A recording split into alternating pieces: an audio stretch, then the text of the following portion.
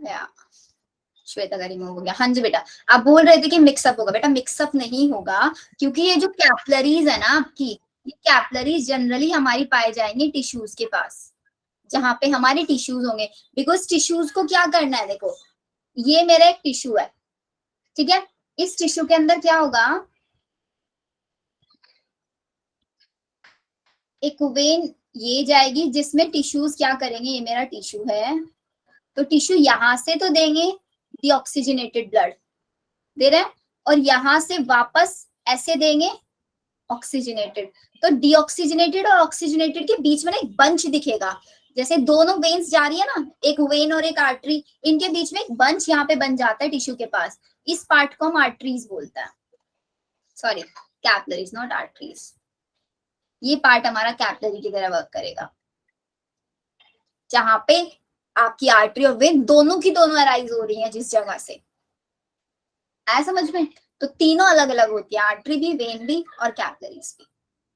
तो आज हम लोगों को क्लियर करना है अपना, ये मैंने आप लोगों को वॉल्स समझाया था लास्ट क्लास में, आज हम देखेंगे नोडल टिश्यूज के बारे में। नोडल आज मेनली हमारा थ्योरेटिकल, बिकॉज समझाने वाला जितना काम था वो मैंने आप लोगों को लास्ट क्लास में समझा दिया था। अब जनरली हम नोट्स बनाएंगे इस चैप्टर के। कितने नोडल टिश्यूज होते हैं?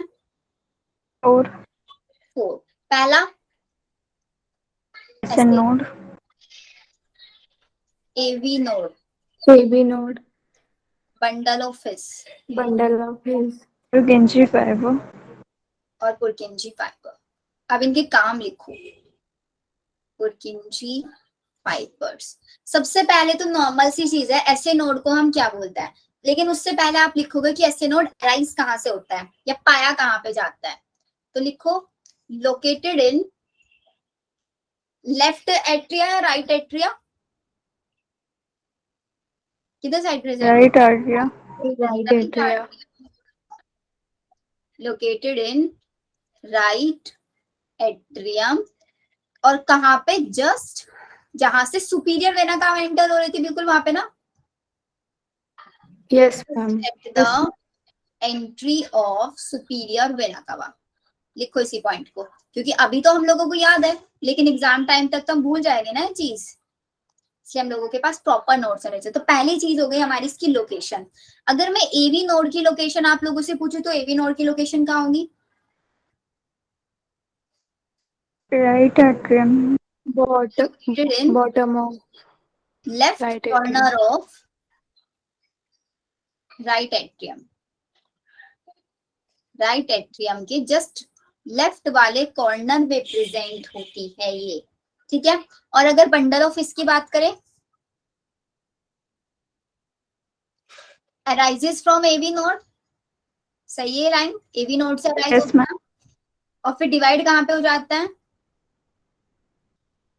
And divide into ventricle, right and left ventricle, left branch in anterior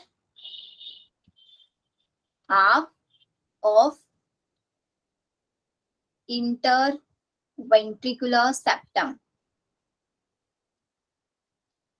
अब ये लाइन कॉम्प्लिकेटेड सी लग रही होगी, देखो समझो इसका मतलब क्या लिखा है मैंने यहाँ पे, arises from AV node, AV node से अराइज होते हैं, और जो हमारी वेंट्रिकल है उन वेंट्रिकल में लेफ्ट और राइट दोनों में डिवाइड हो जाते हैं in anterior half of interventricular septum. समझते हो, इंटरवेंट्रिकुलर सेप्टम वो सेप्टम जब आपकी दो वेंट्रिकल्स को सेपरेट करता है, जैसे कि ये है ना, तो ये बीच में जो पार्ट है ना, ये ऊपर हमारे ये बीच वाला सेप्टम, जिस दो वेंट्रिकल्स के बीच की जो वॉल होती है उसको इंटर वेंट्रिकुलर सेप्टम, तो इसके अंदर डिवाइड होगा। ये कैसे होगा, देखो यहां से अराइज हुआ ऐसे, एक लेफ्ट साइड में जाएगा और एक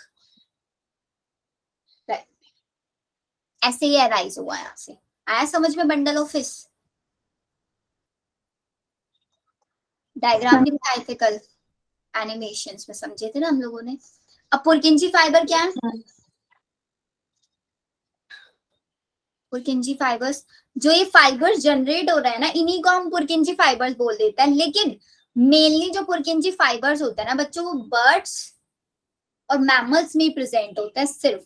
ये क्वेश्चन बहुत इंपॉर्टेंट है, बर्ड्स एंड मैमल्स के अंदर ही ये प्रेजेंट होते हैं।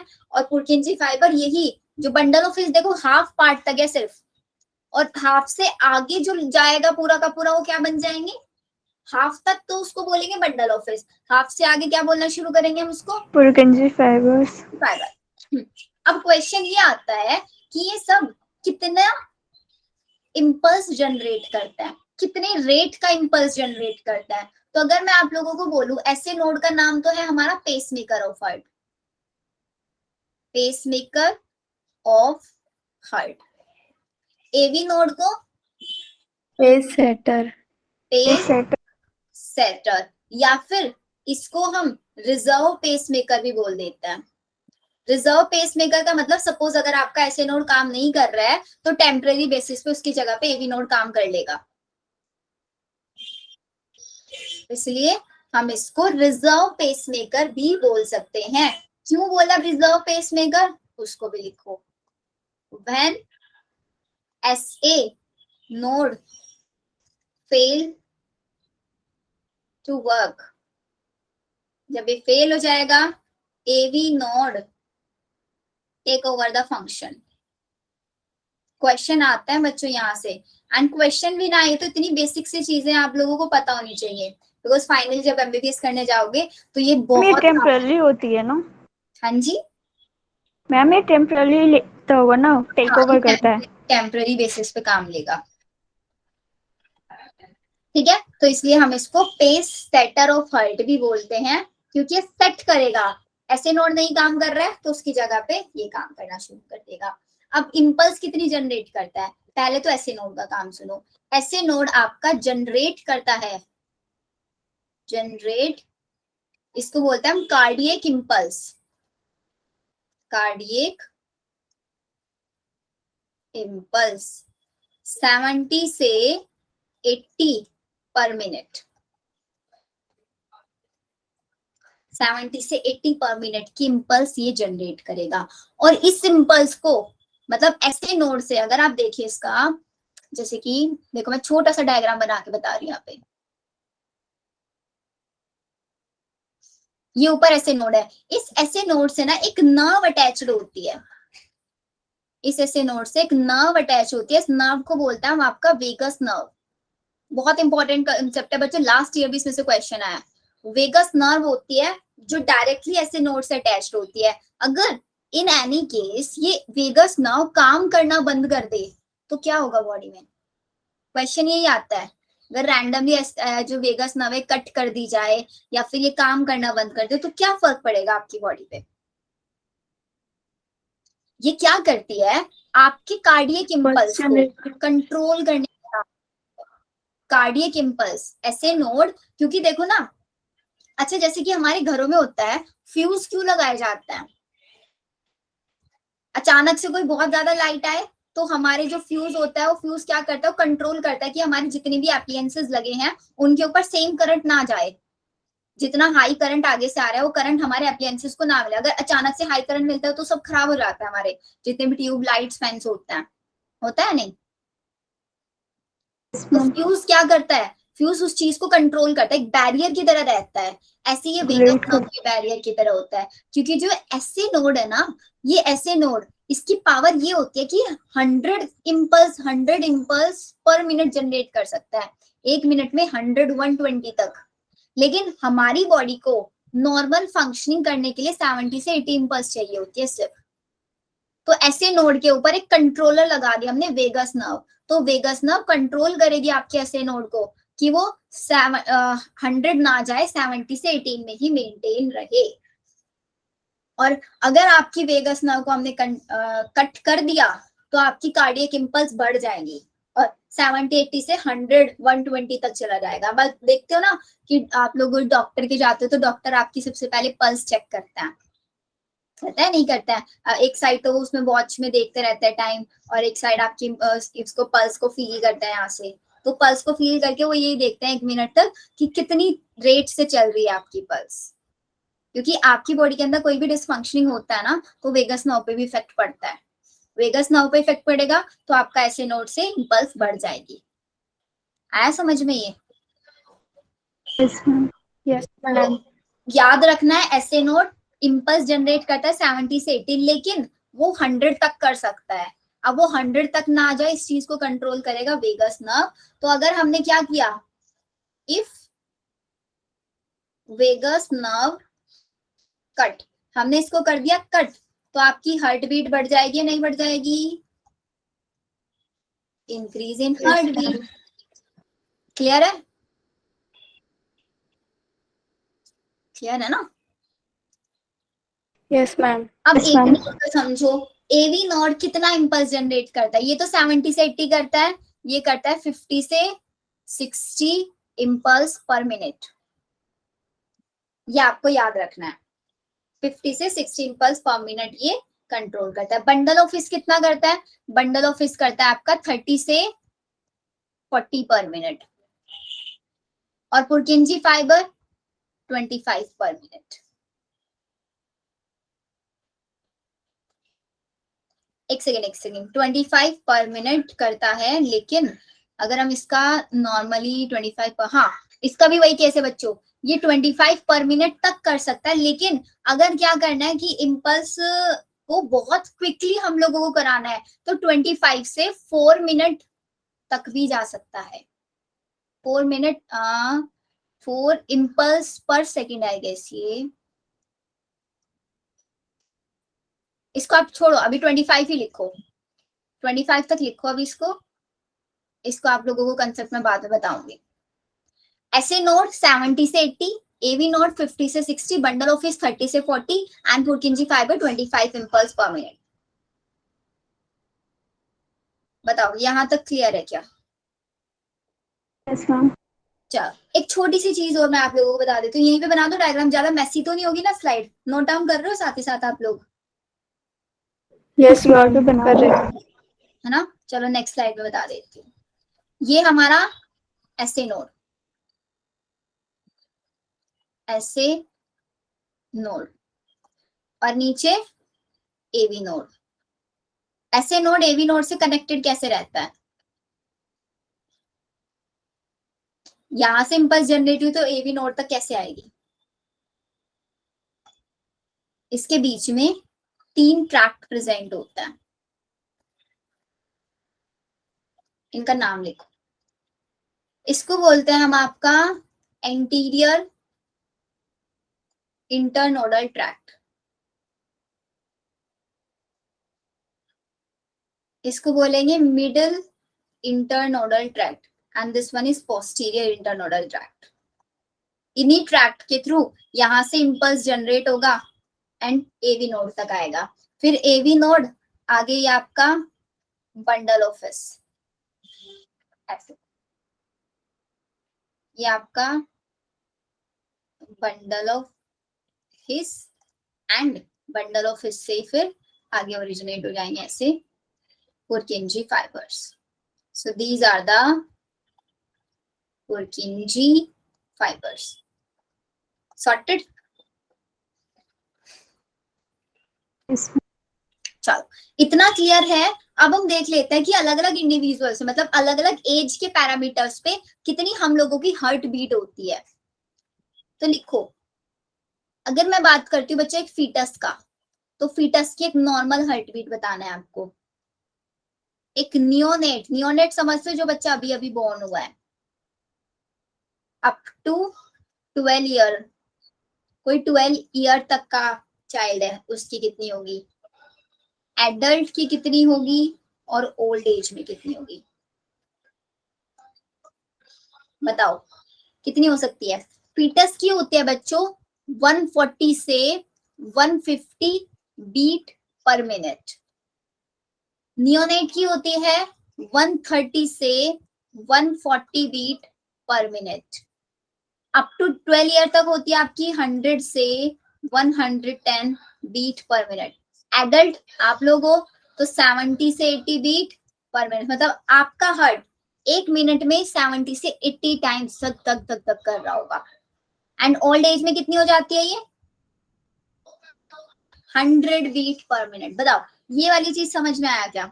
याद रहेगा, बहुत काम आएगा बच्चों आप लोगों को। एक घरेलू डॉक्टर्स टाइप से होता है ना, बीट डॉक्टर के पास गए, डॉक्टर ने आपकी हार्ट बीट देख रहे हैं, तो आप पता कर पाओगे कि आपकी नॉर्मल है या नहीं है।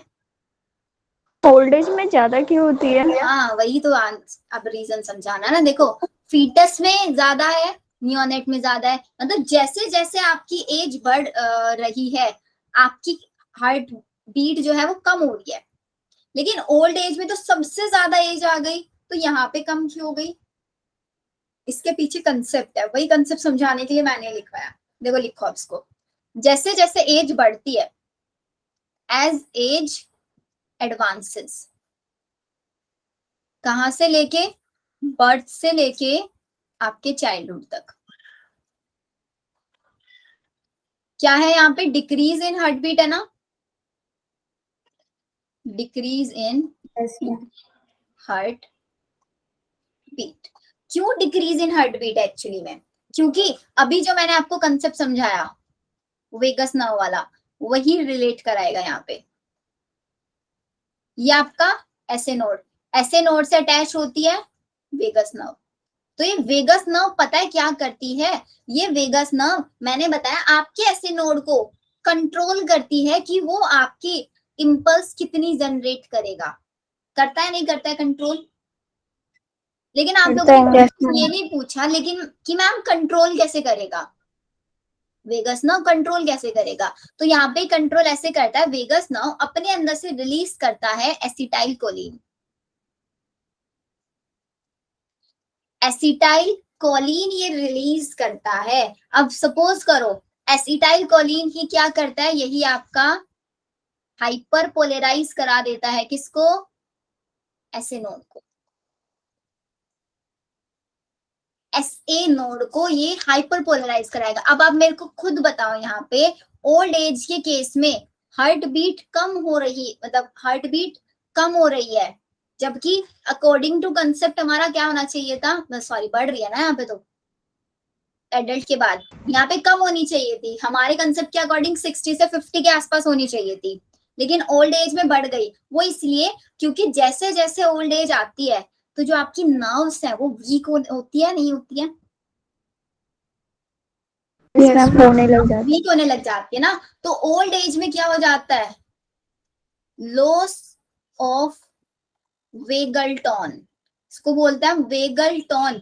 वेगल टोन का मतलब होता है वेगस नर्व की एक्टिविटी का डिक्रीज होना। वेगस नर्व की एक्टिविटी का डिक्रीज होना, डिक्रीज इन एक्टिविटी ऑफ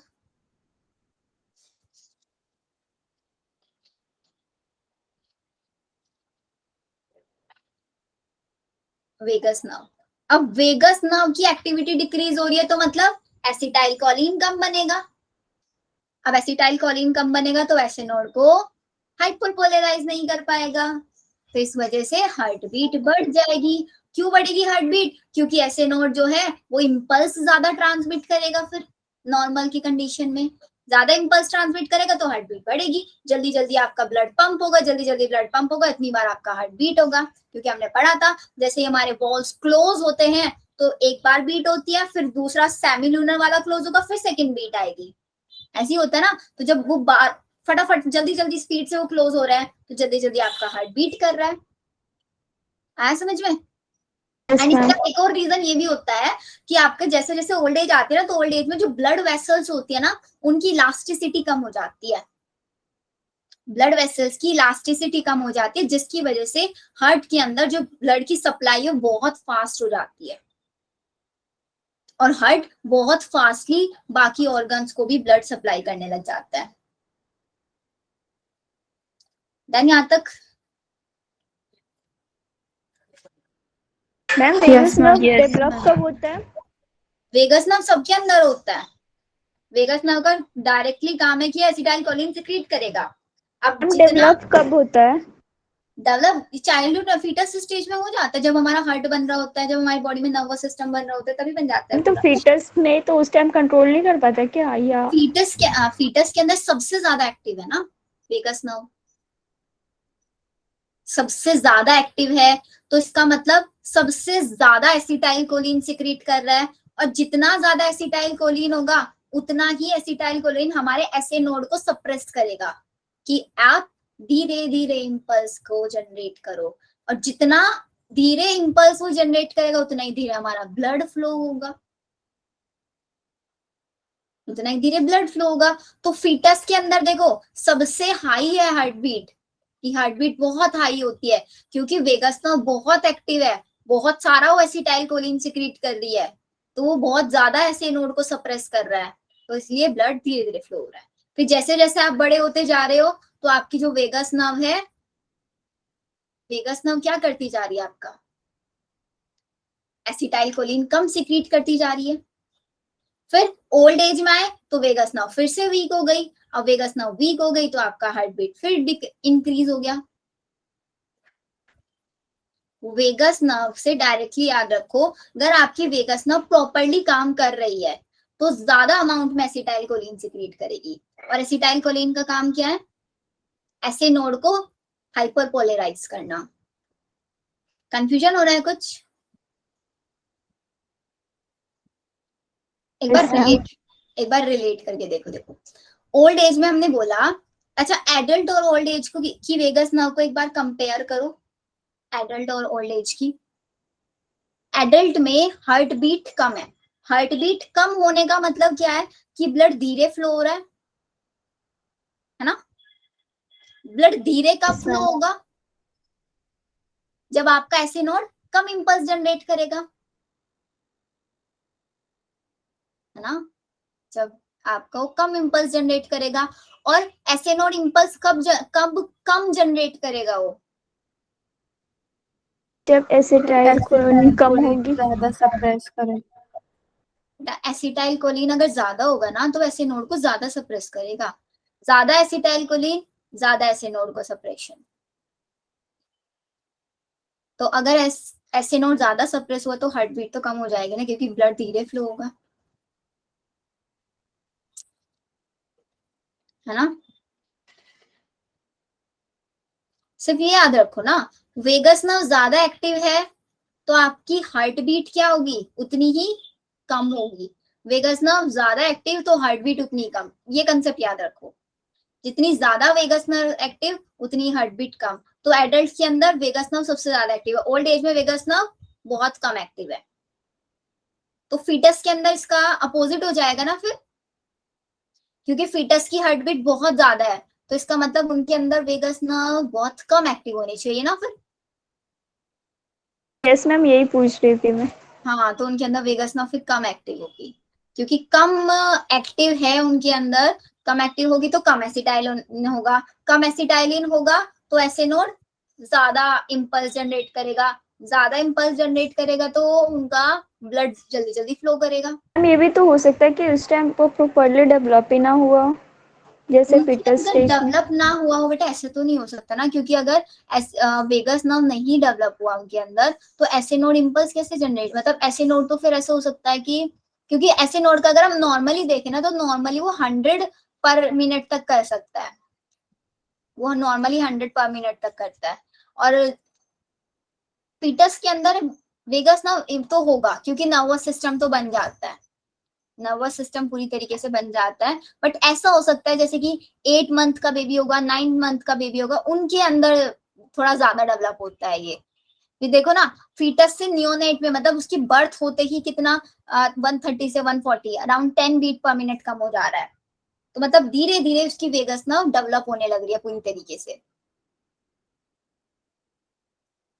तो फीटस के अंदर हम बोलेंगे सबसे वीक वेगस नर्व है, और सबसे ज्यादा एक्टिव किसके अंदर है वेगस नर्व, एडल्ट स्टेज में। Clear? Yes ma'am. Yes ma'am. चलो अभी इतना क्लियर है, ये हुआ हमारा हार्ट बीट के बारे में। अब एक पॉइंट आता है बच्चों छोटा सा, स्ट्रोक वॉल्यूम क्या होता है। और एक होता है कार्डियक आउटपुट या फिर heart output.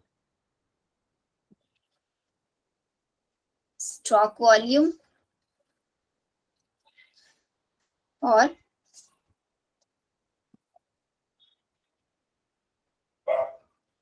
Cardiac output and heart output.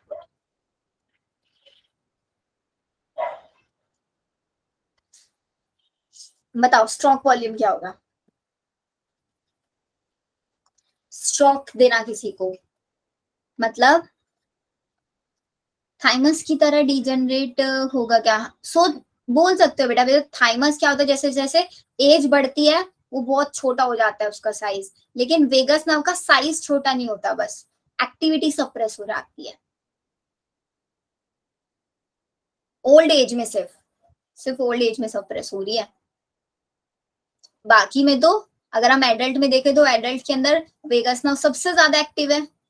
जैसे जैसे आप बड़े हो रहे हो ना, वेगस नर्व आपकी एक्टिव होती जा रही है, लेकिन जैसे ही ओल्ड एज में आ जाओगे तो ओल्ड एज में वेगस नर्व डीएक्टिव होने लग जाए, डीएक्टिव या फिर आप ऐसे समझ वीक होने स्टार्ट हो जाएगी। ठीक है मनोज?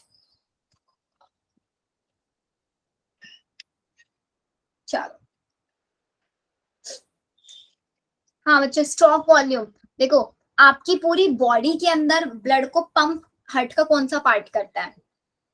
वेंट्रिकल्स, है ना? वेंट्रिकल। वेंट्रिकल के अंदर ब्लड आएगा, फिर वो या तो लंग्स तक जाएगा या वो आपकी पूरी बॉडी को देगा। तो एक मिनट में कितना वॉल्यूम ऑफ ब्लड आपके वेंट्रिकल्स पंप कर रहे हैं, वो होता है आपका stroke volume.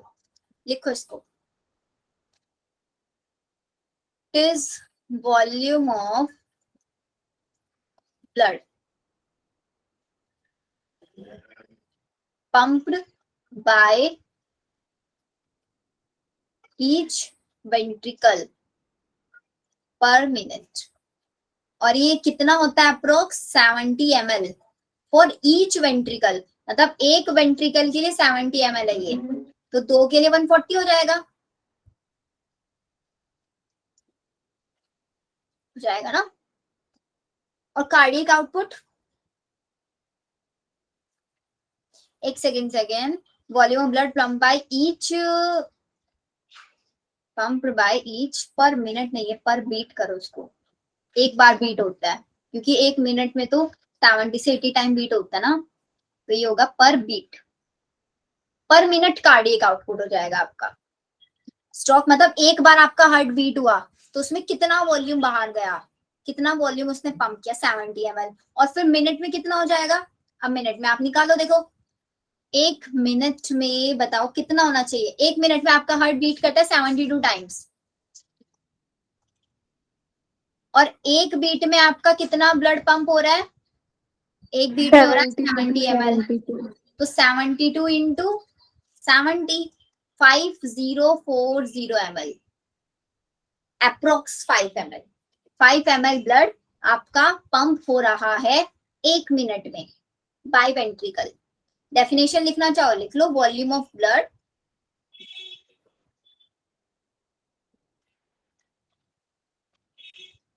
pumped by each ventricle per minute। ये हो जाएगी हमारी डेफिनेशन। एंड अगर हम एथलीट्स के केस में बात करते हैं ना बच्चों, वहां पे एक्सेप्शन हो जाता है। अभी हम लोग नॉर्मली बैठे हैं तो एक मिनट में मेरे हार्ट ने 5 लीटर ब्लड पंप किया, ठीक है। लेकिन अगर मैं रनिंग कर रही हूँ, एक्सरसाइज कर रही हूँ, फिर जनरली जो एथलीट्स होते हैं जो रेगुलरली में काम परफॉर्म करते हैं, उनके अंदर आपका ये 70 से इंक्रीज होके अराउंड 110 तक हो जाता है। और यहाँ पे इनका कार्डियक आउटपुट चला जाता है 11 लीटर तक अप्रोक्स, क्योंकि उनकी हार्ट बीट भी बढ़ती है। 11 लीटर तक एथलीट का हो सकता है, एंड इस केस में भी स्ट्रोक वॉल्यूम भी बढ़ जाएगा। यहाँ तक डन है? Yes ma'am. चलो, तो ये तो हुआ हमारे हार्ट के बीट के बारे में कि हार्ट बीट कैसे करता है, उसकी नोडल टिश्यूज के बारे में। अब हम हार्ट की देखते हैं मेम्ब्रेन्स कि हार्ट के ऊपर, तो हार्ट की मेम्ब्रेन को हम क्या बोलते हैं बच्चों? It is known as pericardium. Pericardium. या इज पेरिकार्डियम. पेरिकार्डियम क्या होता है? एक डबल मेम्ब्रेन स्ट्रक्चर होती है. Is a double membranous structure. और ये क्या करती है? आपके हार्ट को प्रोटेक्ट करती है, को प्रोटेक्ट करने का काम करेगी. एंड इसके साथ साथ यहाँ पे प्रेजेंट होता है पेरिकार्डियल, Pericardium fluid. जो क्या काम करता है? It reduce friction. ये आपका फ्रिक्शन को भी रिड्यूस करने का काम करता है. अब अगर हम देखें ना बच्चों, पेरिकार्डियम को ना दो पार्ट्स में डिवाइड कर सकते हैं. एक होता है हमारा इसमें आउटर फाइब्रस पार्ट, और इनर होता है सीरस. सीरस वो पार्ट होता है बच्चों जो पेरिकार्डियल फ्लूइड को सिक्रीट करता है. तो अगर आपसे कोई पूछे पेरिकार्डियल फ्लूइड कहाँ से आता है, तो जो इनर मेम्ब्रेन होती है ना, सीरस मेम्ब्रेन, यही सिक्रीट करती है. फिर इस इनर मेम्ब्रेन को भी दो पार्ट में हम डिवाइड करते हैं, आउटर पैराइटल पेरिकार्डियम और इनर विसरल पेरिकार्डियम. इसी मेम्ब्रेन को हम एपिकार्डियम भी बोल सकते हैं. Is also known as epicardium. और जो पेरिकार्डियल फ्लूइड होता है ना, आउटर पैराइटल और इनर विसरल, इन दोनों के बीच में प्रेजेंट होता है. इन दोनों के बीच में पेरिकार्डियल फ्लूइड प्रेजेंट होता है. देन यहां तक. एंड अगर हम देखें एपिकार्डियम, एपिकार्डियम के अंदर एक और लेयर प्रेजेंट होती है, एंडोकार्डियम. और एपी और एंडो के बीच में होता है क्या आपका? Mesocardium. मायोकार्डियम मतलब वही कार्डियक मसल्स फाइबर्स. ये सबसे थिकेस्ट लेयर होती है. इज द थिकेस्ट लेयर होती है ये, जो बनी होती है कार्डियोसाइट्स की. कार्डियोसाइट्स की ये बनी होती है, थिकेस्ट लेयर होती है. और एंडोकार्डियम किससे बनी होती है? ये आपकी एंडोथीलियल सेल्स से, एंडोथीशियल सेल्स, इनसे ये बनी होती है. डन. और आपके पूरे हार्ट के ऊपर एक फैट भी प्रेजेंट होता है, जिसको हम बोलते हैं एपिकार्डियल फैट. इसको भी लिख लो. एंटायर हार्ट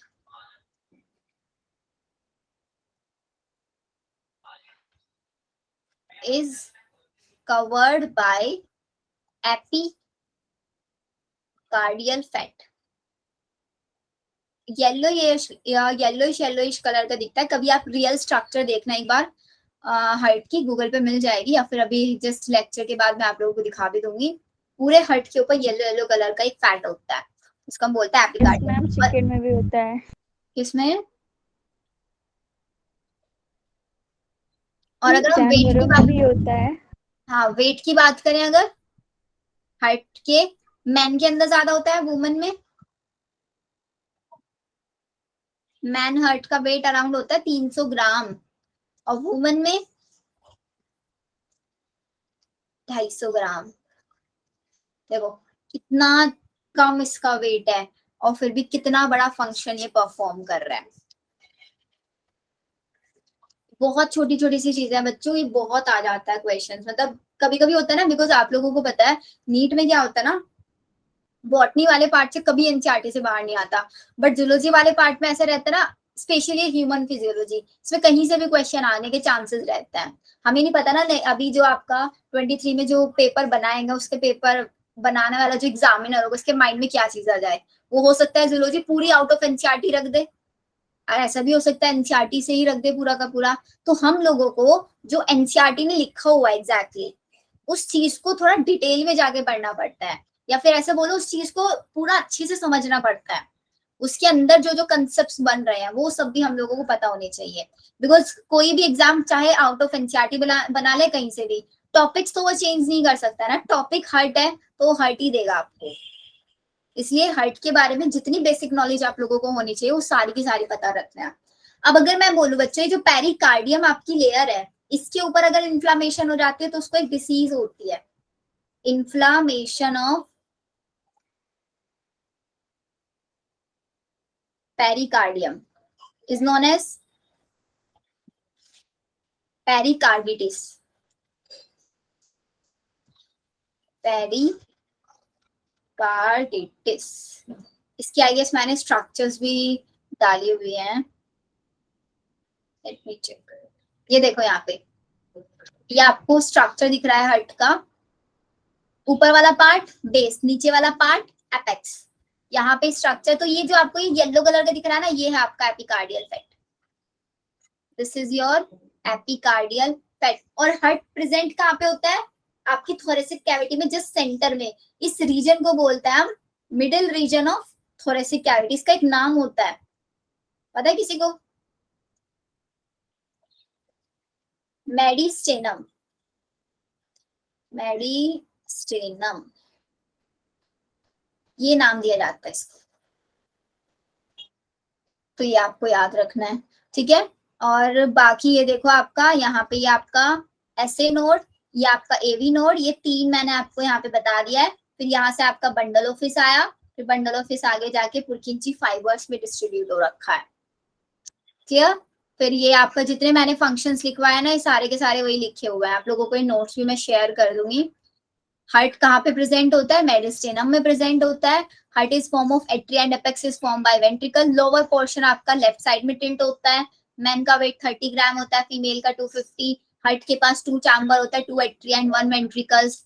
एट्रिया सेपरेट होता है इंटर एट्रियल ग्रूव से, है ना। Entire heart is covered by epicardial fat. ये दिख रहा है यहाँ पे पूरा एपिकार्डियल फैट आपका, यहाँ तक क्लियर है। अभी आपका पेरिकार्डियम मैंने आपको बता दिया है कि एक डबल मेम्ब्रेनस स्ट्रक्चर होती है जिसको हम बोलते हैं पेरिकार्डियम। हार्ट को प्रोटेक्ट करती है। पेरिकार्डियल फ्लूइड इसके अंदर होता है जो मिनिमाइज करता है क्या? आपके फ्रिक्शन को। हार्ट जब आपका हार्ट बीट कर रहा है तो उसमें फ्रिक्शन ना आए, तो ये चीज आपका। तो देखो आपका विजरल पेरिकार्डियम, ये पैराइटल आउटर वाला और इनर वाला मिजरल, और इन दोनों के बीच में ये देखो यहाँ पे दिख रहा है पेरिकार्डियल फ्लूइड। एंड फिर ये बीच वाला मायोकार्डियम पूरा जो मसल्स से बना होता है, और ये बाहर वाला एंडोकार्डियम जो एपिथेलियल से बना है, सॉरी एंडोथेलियल टिश्यूज से बना। क्लियर है ना यहाँ तक सब कुछ? ये आपका नॉर्मल पेरिकार्डियम हार्ट की कवरिंग। और अगर इसके ऊपर इन्फ्लेमेशन हो जाता है तो इसको बोलता है पेरिकार्डिटिस। ये देखो इन्फ्लेमेटेड ऐसे दिखता है आपका ये।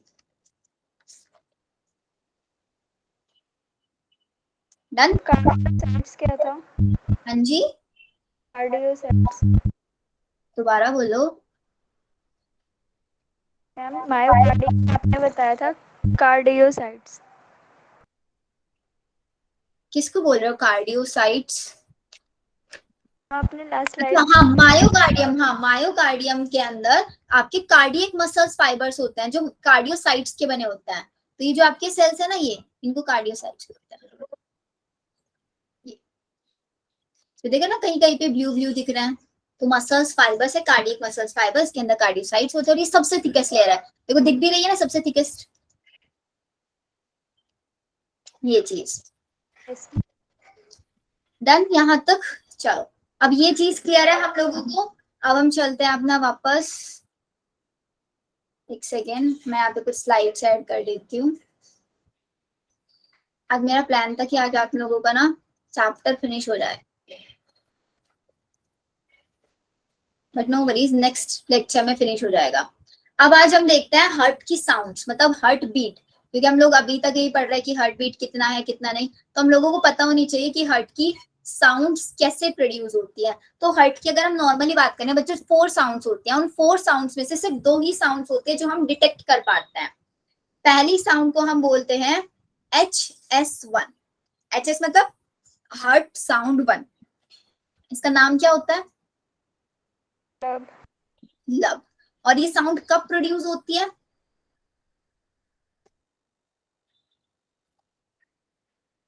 ड्यू टू, क्वेश्चन यहीं से आएगा कि कब प्रोड्यूस होती है। Closure of AV valves. AV valves. AV valves मतलब वही ट्राइकस्पिड और बाइकस्पिड वॉल्स, लिख भी लो इनको, ट्राइकस्पिड और बाइकस्पिड। पहली साउंड तो ये प्रोड्यूस हुई, और ये सबसे लॉन्ग साउंड होती है, सबसे लॉन्ग एंड बूमिंग टाइप से साउंड होती है एक। सेकंड होती है हमारी हार्ट साउंड 2, उसको क्या बोलते हैं? डब। डब। ठीक है, अब ये वाली साउंड कम प्रोड्यूस होती है, शॉर्ट होती है, देखो इसको लिख लेना L4 लॉन्ग और D4 बना लेना स्लो, या फिर डाउन आप इसको याद रख सकते हो। तो ये थोड़ी स्लो होती है बट एकदम शार्प साउंड होती है। किसकी वजह से प्रोड्यूस होती है?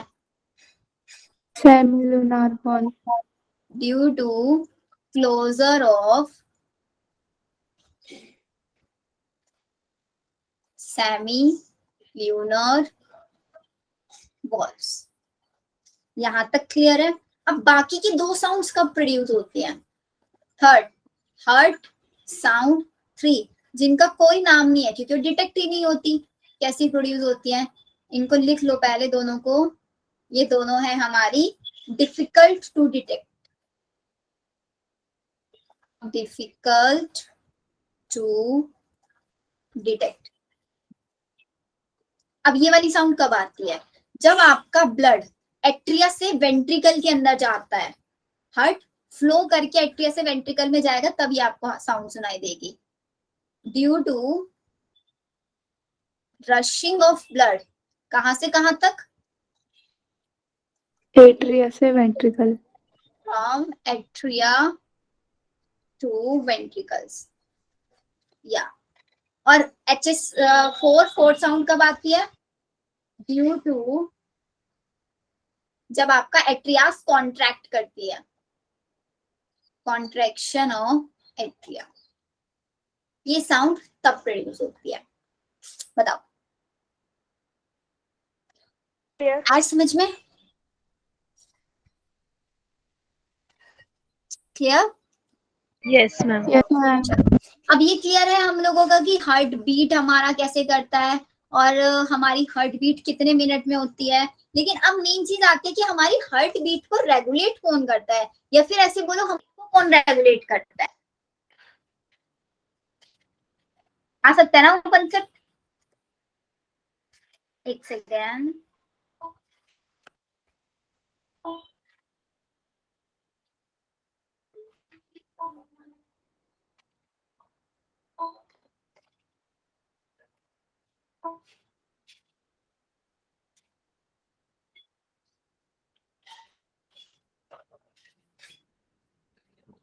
हाँ तो देखो जरा, regulation of heart rate, point लिखो, रेगुलेशन ऑफ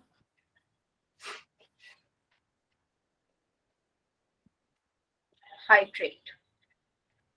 हार्ट रेट आपका कैसे रेगुलेट होता है? तो बच्चों आपके हार्ट रेट को रेगुलेट करने के लिए एक स्पेशल न्यूरल सिस्टम प्रेजेंट होता है, अ स्पेशल न्यूरल सिस्टम, या फिर एक न्यूरल सेंटर आप बोल सकते हो। इसको हम बोलते हैं मेडुला ओब्लोंगेटा। कहाँ पे प्रेजेंट होता है medulla oblongata?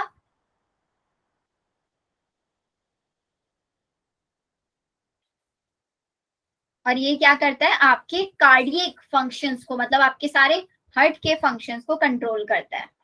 Moderate the cardiac functions. कैसे कंट्रोल करता है? आपके autonomic nervous system. Autonomic nervous system कौन सा सिस्टम होता है? जो ऑटोमेटिकली वर्क करता है, जो खुद से वर्क करता है, पर हमारा कोई कंट्रोल नहीं होता, उसी को तो बोलते हैं ऑटोनॉमिक, है ना? चलो फिर अब ये मेडुला ओब्लोंगेटा के अंदर 3 सेंटर्स प्रेजेंट होते हैं। एक होता है आपका कार्डियो स्टिमुलेटरी सेंटर,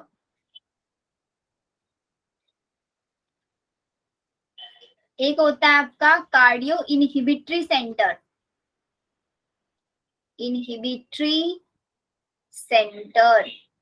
एक होता है आपका vasomotor centre. Cardio stimulatory centre क्या करता है, आपके हार्ट रेट को इंक्रीज करने का काम करता है। It increase your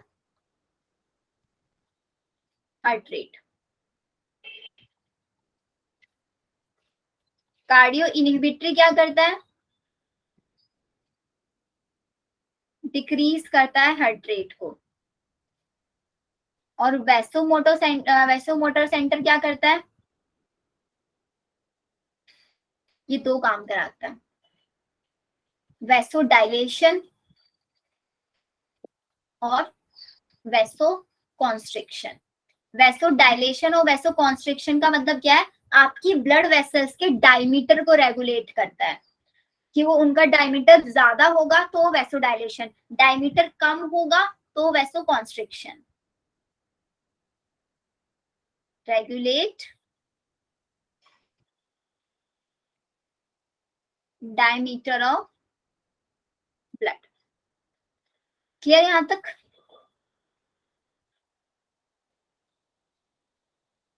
yes ma'am.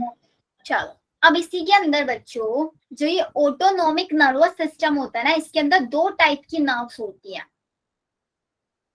Autonomic nervous system, ANS लिख दूं उसको। इसके अंदर दो टाइप की नर्व, यहीं से क्वेश्चन आता है मेनली। सिंपैथेटिक नर्व्स और एक होती है आपकी पैरासिम्पैथेटिक। सिंपैथेटिक।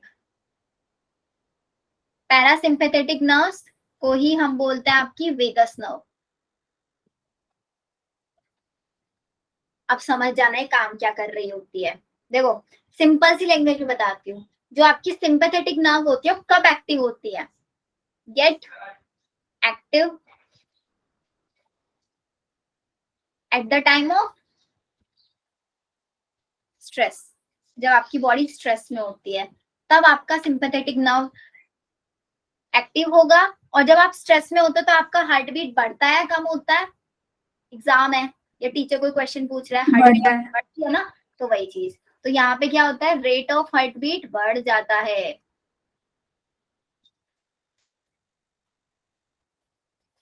और इसके साथ साथ आपकी जो वेंट्रिकुलर कॉन्ट्रैक्शन है की स्ट्रेंथ है, मतलब वेंट्रिकल्स कितने ज्यादा कॉन्ट्रैक्ट करेंगे उसकी स्ट्रेंथ भी बढ़ जाती है। स्ट्रेंथ मतलब वेंट्रिकल्स और ज्यादा स्पीड से कॉन्ट्रैक्ट करना शुरू कर देते हैं। Of ventricular contraction. पैरासिम्पैथेटिक ये एक्टिव होता है at the time of relax, gate active at the time of relax. अब रिलैक्स के टाइम पे आपकी हार्ट बीट ज्यादा होती है कम होती है, कम। कम। तो रेट ऑफ, तो वेगस नर्व भी तो वही कर रही थी, आपके कार्डियक इंपल्स को कम कर रही थी या नहीं। Yes ma'am. Rate of heart beat कम कराएगा ये, और आपका स्ट्रेंथ ऑफ वेंट्रिकुलर कॉन्ट्रैक्शन यहाँ पे ज्यादा हो रहा था, अब वेगस नर्व क्या कराएगी, आपका स्पीड ऑफ इम्पल्स कम कराएगी। आपकी जो इम्पल्स चल रही हैं उसको भी कम कराएगी। अब इम्पल्स कम स्पीड से फ्लो करेंगी तो हार्ट बीट भी कम होगा। या फिर इन इम्पल्स को एक और वर्ड आप लिख सकते हो, action potential. Potential. Action potential को ही कम कराने का काम करेंगे, जिसकी वजह से आपकी हार्ट बीट कम हो जाएगी। तो बहुत इंपॉर्टेंट कॉन्सेप्ट है बच्चों।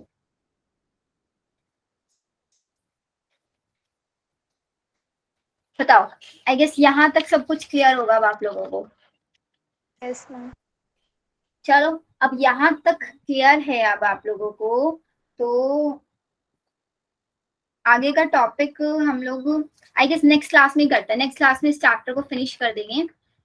आप लोगों का सर्कुलेटरी सिस्टम बच जाएगा, सिंगल सर्कुलेशन डबल सर्कुलेशन क्या होता है ये बच जाएगा। आपका इलेक्ट्रोकार्डियोग्राम, ईसीजी वगैरह, P wave, QRS, T wave, ये एंड इनको तो हम इजीली कर ही सकते हैं नेक्स्ट क्लास में। और इसके बाद आपका जो आर्टरीज, वेन्स और कैपिलरीज होते हैं ना, इन तीनों में स्ट्रक्चरल डिफरेंस आता है कभी कभी क्वेश्चन, कि इनकी स्ट्रक्चर में क्या डिफरेंस होता है, वो हम लोग करेंगे। तो ठीक है, संडे होगी extra class? Extra class Sunday में मैं आपको कल ही इन्फॉर्म करूंगी कि कल क्लास होगा या नहीं होगा। आई ट्राई कि हम लोग क्लास को ले। अच्छा वैसे अभी आपका नेक्स्ट क्लास नहीं है ना कोई? No ma'am. अगर नेक्स्ट क्लास नहीं है तो हम सर्कुलेशन कर लेते हैं, फिर तब तक फिनिश कर ले। किसी को कोई काम तो नहीं है कुछ? चलो, अब लास्ट क्लास में पूछ रहे थे ना कि ma'am single circulation, double circulation. देखो डबल सर्कुलेशन को, जैसे कल मैंने आपको बताया था कि एक बार आपका ब्लड हार्ट से निकल रहा है, हार्ट तक जा, लंग्स तक जा रहा है, हार्ट से लंग्स, फिर लंग्स से हार्ट में वापस, वो एक सर्कुलेशन। फिर एक सर्कुलेशन क्या हो रहा है, हार्ट से टिश्यूज तक, और फिर टिश्यूज से हार्ट तक। हो रहा है या नहीं हो रहा है ये चीज? तो देखो यहाँ तो आपका राइट एट्रियम, ठीक है, ये आपका left atrium, and this is your right Right ventricle ventricle. And left ventricle. Left अब एकदम ventricle. Simple and sorted language में समझिए। इधर आता है मेरा डीऑक्सी ब्लड और दूसरी साइड ऑक्सी वाला ब्लड। यहाँ पे है मेरे लंग्स की एल्वेलाई, मतलब लंग्स ही समझ लो, क्योंकि एल्वेलाई तो करती है ना ब्लड का डिफ्यूजन। तो सबसे पहले क्या होगा ये चीज समझो, आपके पूरी बॉडी से सुपीरियर वेना कावा और इंफीरियर वेना कावा ब्लड लेके आएगी, आएगी ब्लड। अब तो आप राइट वेंट्रिकल इस ब्लड को कहाँ पे भेजेगा? लंग्स में ना, Lungs में. लंग्स में भेजेगा। फिर लंग्स इस ब्लड को वापस भेजेगा। कौन सा ब्लड भेजेगा लंग्स?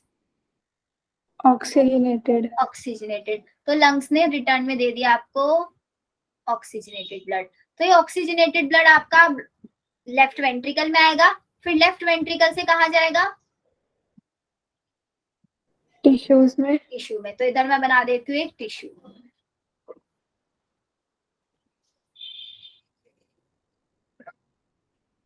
ये हमारा टिश्यू, तो यहाँ पे गया ये टिश्यू, रिटर्न में क्या देगा? Deoxygenated blood. Deoxygenated right side में आएगा। देखो जरा एरोस सही बनाए ना हम लोगों ने, ऐसे ब्लड गया। अब इन लाइंस के ऊपर लिख दो एक बार कि कौन सा ब्लड जा रहा है। राइट वेंट्रिकल से लंग्स तक जा रहा है डीऑक्सी, और लंग्स से वापस आ रहा है ऑक्सी, ठीक है। Oxy. और यहाँ पे देखो अब लेफ्ट वेंट्रिकल से टिश्यूज तक जा रहा है ऑक्सी, और टिश्यूज Oxygenated. वापस दे रहे हैं Deoxy. तो हुआ दो टाइप का सर्कुलेशन। अब यहाँ पे देखो सर्कुलेशन, ये वाला कौन सा सर्कुलेशन है? जब आपका राइट वेंट्रिकल से लंग्स तक गया और लंग्स ने फिर वापस रिटर्न में दे दिया। ये कैसा सर्कुलेशन है? Pulmonary. Pulmonary circulation. This is your pulmonary circulation. और इधर वाला सर्कुलेशन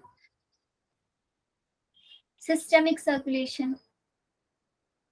तो दो टाइप के सर्कुलेशन होते हैं, पल्मोनरी सर्कुलेशन और सिस्टमिक सर्कुलेशन। इसी को कंबाइंड वे में हम बोलते हैं आपका डबल सर्कुलेशन। Double circulation. अभी क्लियर हुआ Yes ma'am. कैसे हुआ है डबल सर्कुलेशन हमारा?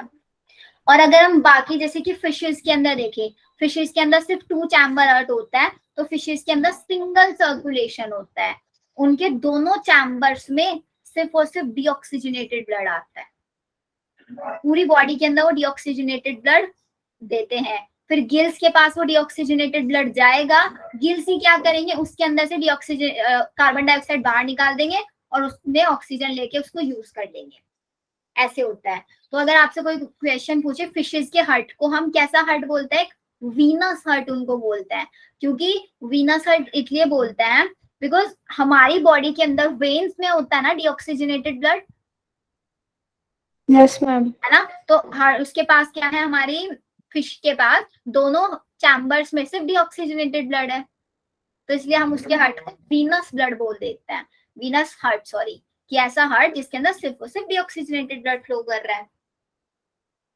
अब एक देखो बहुत इंपॉर्टेंट सा कंसेप्ट है, एक बार देखो आप इसको सॉल्व कर पा रहे हो नहीं कर पा रहे हो। अगर मैं आपसे क्वेश्चन पूछ रही हूँ कि बच्चों सिस्टेमिक हार्ट और पल्मोनरी हार्ट में क्या डिफरेंस होता है, किस किस से मिलके बना है सिस्टेमिक हार्ट और पल्मोनरी हार्ट। अब देखो जरा पीछे वाला डायग्राम, सिस्टमिक हार्ट में कौन कौन सा पार्ट इन्वॉल्व कर रहा है सिस्टमिक सर्कुलेशन में। सिस्टमिक सर्कुलेशन में एक तो लेफ्ट वेंट्रिकल है और Right atrium. एक सेकेंड, लेफ्ट वेंट्रिकल से निकल रहा है हमारा ब्लड और जा रहा है राइट एट्रियम में, राइट। तो लेफ्ट वेंट्रिकल से निकला और गया हमारे राइट ऑरिकल के अंदर। तो इसका मतलब यहाँ पे हमारा फंक्शन किसका हो रहा है, लेफ्ट वेंट्रिकल और लेफ्ट वेंट्रिकल हो गया हमारा। हाँ, तो सिस्टमिक हार्ट में हम बोल सकते हैं हमारा कौन कौन सा पार्ट इन्वॉल्व है, left ventricle Left plus ventricle. Right. Right atrium. और पल्मोनरी में भी सेम चीज बताओ, right ventricle plus left atrium. या right ventricle plus left atria. ये क्वेश्चन भी आप लोगों से पूछे जाते हैं बहुत बार। अब अगर मैं इसको एक और वे में चेंज कर दूं, मैं आपसे पूछूं कि सिस्टमिक हार्ट को आपको इस सेंस में बताना है विच पंप ओनली ऑक्सीजनेटेड ब्लड, जो सिर्फ और सिर्फ ऑक्सीजनेटेड ब्लड को पंप कर रहा है।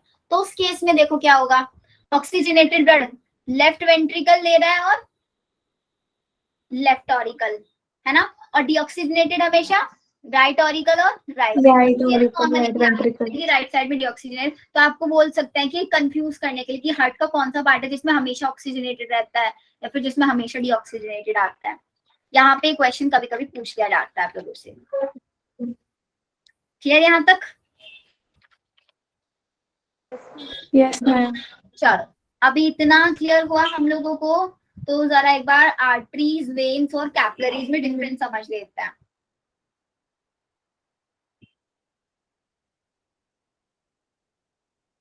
डायग्रामेटिकली मैं इसको बनाऊंगी यहाँ पे, आर्टरी, वेन और कैपिलरी। सिर्फ डायग्राम से सारे क्वेश्चन यहाँ पे सॉर्टेड हो जाते हैं हमारे। देखो जैसे मैं डायग्राम बना रही हूँ, प्लीज ट्राई करना साथ ही साथ बनाओ। एंड डायग्राम को थोड़ा प्रॉपरली बनाना, बिकॉज डायग्राम से बहुत सारी चीजें होती हैं जो हम लोगों को क्लियर होंगी।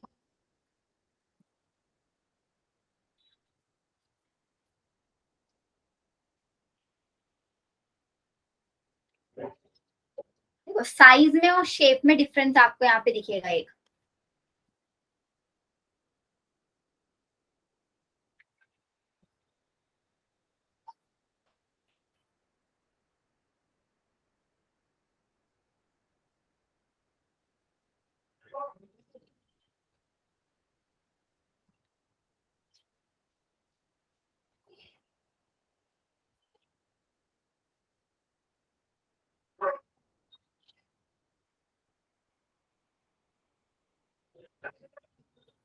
बनाओ चलो। अब जो सबसे आउटर मोस्ट लेयर होती है ना बच्चों, इस आउटर मोस्ट लेयर को हम क्या बोलते हैं यहाँ पे, tunica externa. Outermost layer is known as tunica externa. And जो यहाँ पे इनर वाली लेयर है आपकी, this one is known as, sorry middle वाली लिख लो पहले, ट्यूनिका मीडिया। और जो सबसे इनर मोस्ट बनाया मैंने यहाँ पे व्हाइट से, this is your intima. Tunica interna. Interna, या फिर हमारी एनसीईआरटी इसको इंटरना ना लिख के इंटीमा लिखती है, तो कंफ्यूज नहीं होना, इंटीमा इंटरना बात एक ही है। अब आपका जो ये ट्यूनिका एक्सटर्ना और मीडिया के बीच में जो पार्ट होता है ना पूरा, इसके अंदर भरा रहता है पूरा का पूरा कोलेजन फाइबर। कोलेजन फाइबर इसके अंदर फिल्ड रहता है। अब यहाँ पे जो बच्चा ट्यूनिका मीडिया आपको दिख रहा है ना, ये ट्यूनिका मीडिया वाला पार्ट पूरा, आर्टरीज का बहुत थिक होता है। ट्यूनिका मीडिया ये थिक पार्ट होता है। यहाँ पे भी ये जो येलो वाला है ये ट्यूनिका मीडिया है, और ये सबसे आउटर मोस्ट ट्यूनिका एक्सटर्ना, और ये सबसे इनर मोस्ट ट्यूनिका इंटरना। अब ट्यूनिका मीडिया आपको यहाँ पे थिक दिख रहा है, और यहाँ पे कैसा दिख रहा है वेन्स में? थिन। थिन। ये चीज आपको याद रखना है। फिर इसके बाद जो बीच वाला पार्ट है पूरा, ये वाला, इसको हम बोलते हैं lumen. This is your lumen. लिखो इसको ल्यूमन। तो इसका जो ल्यूमन है वो होता है स्मॉल, लेकिन हमारी जो वेन्स है, वेन्स का ल्यूमन होता है, देखो साइज से ही दिख रहा है, इसका ल्यूमन बड़ा है, इसका ल्यूमन वाला पार्ट बड़ा है। तो लिखो इसको ल्यूमन पार्ट है यहाँ पे लार्ज, लेकिन थिन क्या है इसका? ट्यूनिका मीडिया इसका थिन पार्ट है, और इसके ल्यूमन के अंदर वॉल्स प्रेजेंट होती हैं ऐसे। और ये वॉल्स क्या करती हैं? ये वॉल्स ब्लड के बैक फ्लो को प्रिवेंट करती है। प्रिवेंट बैक फ्लो, ताकि आपका जो ब्लड है वो बैक फ्लो ना कर जाए। अब अगर मैं वेन्स की बात करती हूँ तो वेन्स के अंदर कैसा ब्लड होता है हमेशा? डीऑक्सीजनेटेड। वेन हमारी पल्मोनरी वेन के पास कैसा था? ऑक्सीजनेटेड। ऑक्सीजनेटेड था। और वेन्स के पास हुआ नॉर्मली वाली के पास डीऑक्सीजनेटेड। तो हमेशा ऐसे याद रखना कि जो डीऑक्सीजनेटेड ब्लड है हमें उसको बॉडी से रिमूव करना है। अब उसको बॉडी से रिमूव करना है तो हम चाहते हैं कि फटाफट से रिमूव हो, वो बैकफ्लो ना कर जाए, वापस से टिश्यूज के पास ना चला जाए। तो इसलिए हम क्या करेंगे, जैसे ही ब्लड यहाँ पे आएगा वॉल्स खुल जाएंगी, फिर ब्लड आगे जाएगा तो वॉल्स बंद हो जाएंगी। पूरी की पूरी वेन्स के अंदर ऐसे ऐसे वॉल्स बने होते हैं जो ब्लड के बैकफ्लो को प्रिवेंट करते हैं। लेकिन आर्टरीज के अंदर ऐसा नहीं होता, क्योंकि आर्टरीज के अंदर तो ऑक्सीजनेटेड ब्लड होता है, और ऑक्सीजनेटेड ब्लड का जो फ्लो होता है वो हाई होता है, और इसीलिए यहाँ पे ल्यूमन लार्ज है तो इसका फ्लो क्या होगा ब्लड का? वो स्लो होगा। और यहाँ पे ब्लड का फ्लो डिसकॉन्टिन्यूअस भी हम बोलते हैं होता है, और यहाँ पे कॉन्टिन्यूअस होता है। ये चीज आपको याद रखनी है। अब बचा हमारा कैपलरी। कैपलरी सिर्फ सिंगल लेयर होता है, एक ही लेयर का बना होता है, और इस एक ही लेयर को हम क्या बोलते हैं? एंडोथीलियम से बना होता है, एंडोथीलियम। और ये जो सेल्स मैंने दिखाई ये एंडोथीलियल सेल्स हो जाएंगे आपकी। तो आर्टरी और veins, outer most layer tunica externa, middle वाली ट्यूनिका मीडिया, जो आर्टरी में है थिक और वेन में है थिन। फिर उसके अंदर ट्यूनिका इंटरना। ट्यूनिका इंटरना के ऊपर एक क्वेश्चन ये आ जाता है कि ट्यूनिका इंटरना किससे बनी रहती है? तो ट्यूनिका इंटरना एक इलास्टिक मेम्ब्रेन है, इज अ इलास्टिक मेम्ब्रेन जो बनी होती है एंडोथीशियम से। एंडोथीशियम या फिर सिंपल स्क्वामस एपिथेलियम से। Simple squamous epithelium. और अगर आपसे ट्यूनिका मीडिया के बारे में कोई पूछे तो ये स्मूथ मसल से बनी होती है, is made up of smooth muscle और इलास्टिक फाइबर्स भी कभी कभी लिख देते हैं। क्लियर यहाँ तक? Yes ma'am. बाकी का हम लोग करेंगे नेक्स्ट क्लास में। नेक्स्ट क्लास में इस चैप्टर को फिनिश कर देंगे। होपफुली नेक्स्ट क्लास संडे में मैं आप लोगों का रखूंगी। अगर संडे में नहीं होता है तो ट्यूसडे में तो चैप्टर हम लोगों का हो ही जाएगा फिनिश। Okay ma'am. ठीक है, बट जितना यहाँ तक पढ़ लिया ना कौन सा बच्चों, उसके क्वेश्चन सॉल्व करना और